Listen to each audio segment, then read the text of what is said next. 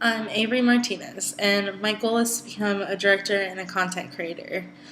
My personal journey to mastery started in high school. I took a class in my sophomore year that made me realize that a career in the entertainment industry was possible. Ever since then, every step forward I've taken has been to get closer to reaching my goal of becoming successful in the entertainment industry. I graduated this past June with a bachelor's in film from Full Sail University. Now I'm back at Full Sail and I'm working on my entertainment business master's degree.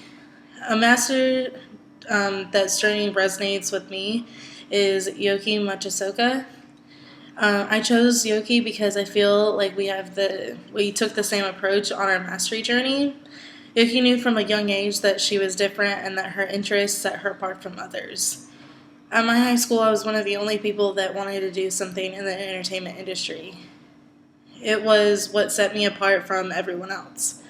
Also, Yoki's goal was to create a robotic hand that is as lifelike and as real as possible.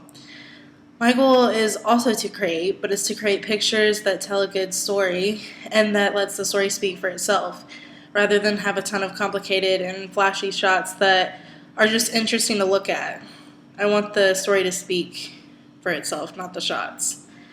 While trying to create a realistic robotic hand, Yoki took a completely different approach to replicating it. Her anatomically correct test band hand is now the model that's used in her industry. She is also working on a prosthetic hand that has the sensation that the hand is actually a part of the body. What I learned from her that will help me on my mastery journey is that sometimes you have to take a different approach to something so you can accomplish your goal. If I were to meet Yoki, I would ask her what made her consider taking the complete opposite approach when building her robotic hand. And when did she first realize that she was interested in creating things? And how did she come to realize that she wanted to create things using robotics? When talking with her, I would try to be sure to speak with her in a way that would make her the most comfortable. Treat her the way that she wanted to be treated. I would also be sure to craft the perfect persona, one that is both inviting and professional for the interview.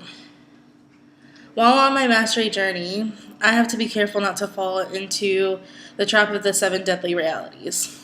2 of the 7 deadly realities I have to watch out for is envy and rigidity.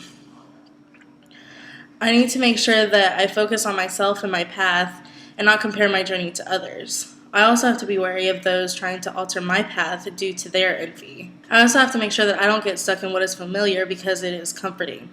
I don't want to get stuck in my ways and not change for the better. I'm not going to be able to get anywhere if I'm not willing to make the changes.